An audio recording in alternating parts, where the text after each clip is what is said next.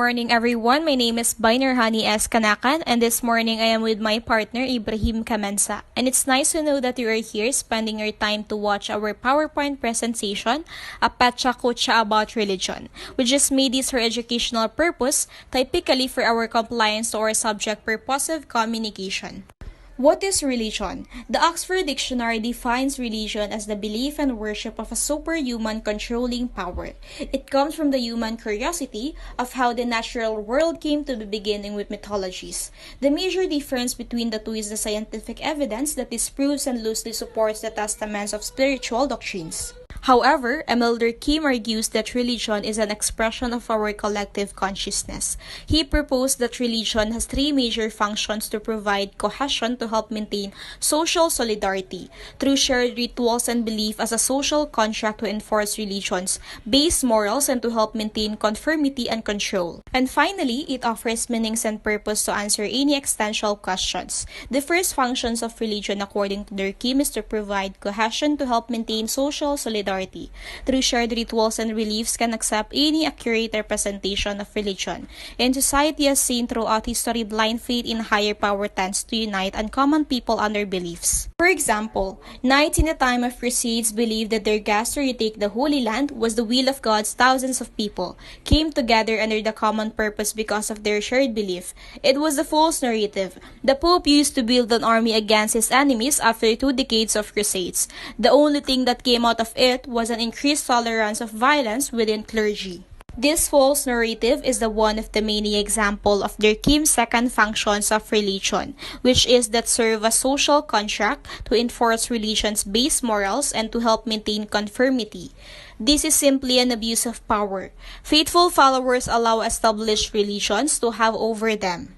Roman Catholic Church is guilty of the manipulation of our social contract. Early conflict caused by manipulation of the social contract is seen in the East-West Schism, a time when there was a separation of ideas and political views within the church, which created factions that still exist today.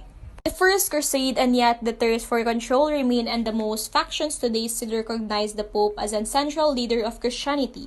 The issue with hierarchical system declared is presented when the leader becomes corrupt and uses their power to sole benefits of their own desires. The idea of maintaining conformity and control is based on the whims of whoever isn't in charge. One Pope could have said the floor is lava, and the next could have said it was the sea of people simply had to believe and follow their commands.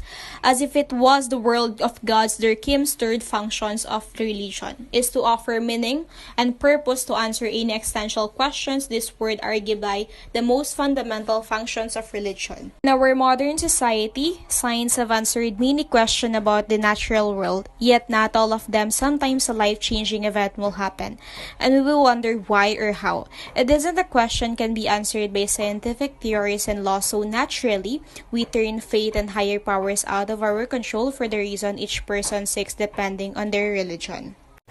The individual believes in, however, this social crime we are all guilty of these days is the persecution of people for their faith historically.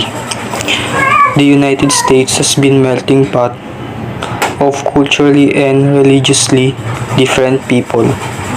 When the colonies declared independence and began to formulate our democratic government, founding father Thomas Jefferson implored for the separation of church and state. Jefferson saw the power of manipulation that religion possessed and actively worked to rid the government of such manipulations. One long particular, the established clause of the First Amendment was meant to protect citizens from religious persecution. After all, the freedom to religion lies at the heart of the freedom that America stands for. This group of conservative Christians are pushing to reform the social studies curriculum in Texas regarding the Establishment Clause. They agree that the free separation of church and state does not appear in the Constitution. Therefore, it is a creation of the courts to disregard the intent of the founding fathers to create a Christian nation, and yet there has always been conservative Christians group influencing American society.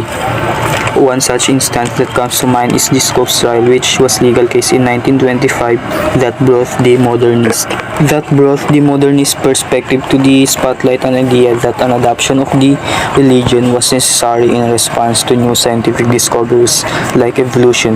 The case was won on a technicality, but anti-evolution laws were still deemed constitutional until their eventual repeal in 1967. From there, religion became a taboo subject, no longer allowed to be taught in public schools. Where does that lead us today? Two conservative Christian groups pushing that evolution be taught alongside creationism in science class, despite the fundamental function of religion of offering meaning and purpose and answers to existential questions. This particular reform is not ideal for a public school classroom, as it is evolution because of the length of time necessary to physically see the change outlined. It isn't as simple as teaching students about the monkeys teaching them about God, then allowing them to make their own conclusions. For this reform to be inclusive, they must teach the doctrines of creation outlined by several common religions when pairing the scientifically supported curriculum of evolution with multiple religious perspectives, most if not all based on metaphor and concept. Students would become confused and discouraged with finding the right answer. Despite the modernist functions, Durkheim proposed we live in a fundamentally different time. Religion is no longer held at the high esteem it once stood at. The manipulation of our social contract. Social contract is no longer being tolerated. More and more, we find there is a violation of human rights by religions all across the globe, and the fight to dissolve those violations is passionately fueled. Religion should not be about creating cohesion through shared rituals, nor enforcing religious-based morals and maintaining conformity. It should be about having faith in hope for better things to come.